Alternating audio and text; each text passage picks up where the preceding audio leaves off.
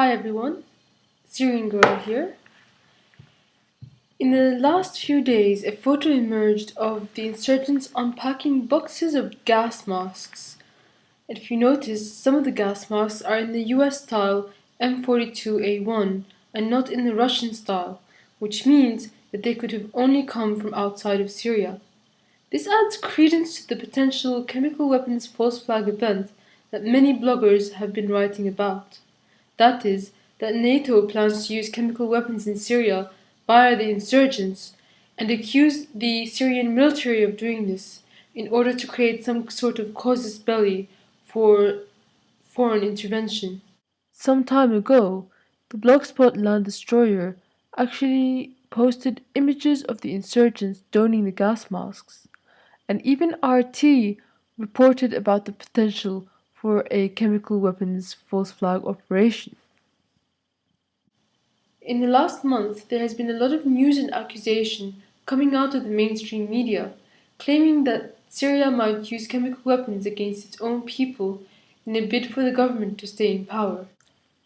In fact, just a few hours ago, at the UN General Assembly, the Israeli ambassador to the UN, Ron Prosser, demanded that the Syrian government lock down its chemical weapons and said, quote, "We should not pretend that a regime that cuts the throats of children today will not be prepared to gas them tomorrow."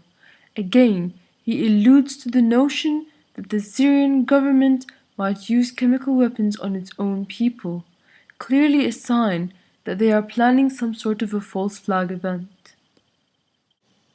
This is in order to create a casus belli of attack against Syria by NATO powers, in the same way that the WMDs were used in Iraq. There's also been some claims that NATO and Israel are afraid of the chemical weapons getting into the wrong hands and hence must act in order to stop this from happening. Again, an excuse for intervention.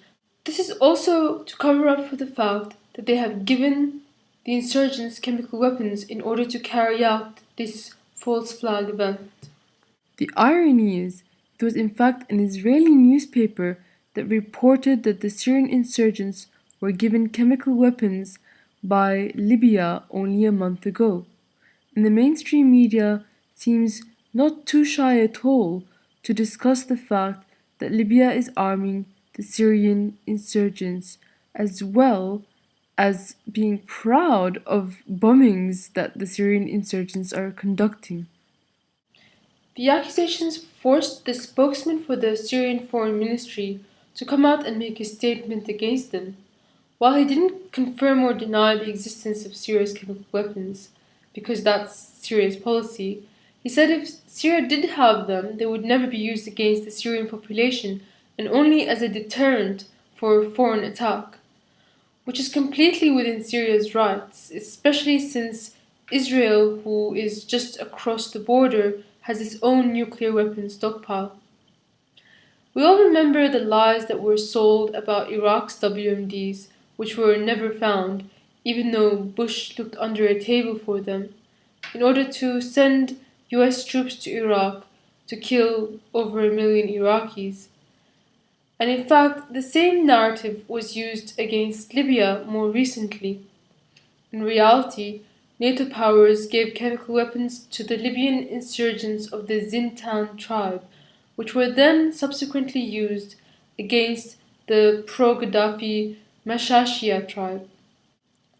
I truly hope that making this information available will actually prevent the false flag from happening, as I do believe that we're coming closer and closer to seeing this event actually unfold. Thank you very much.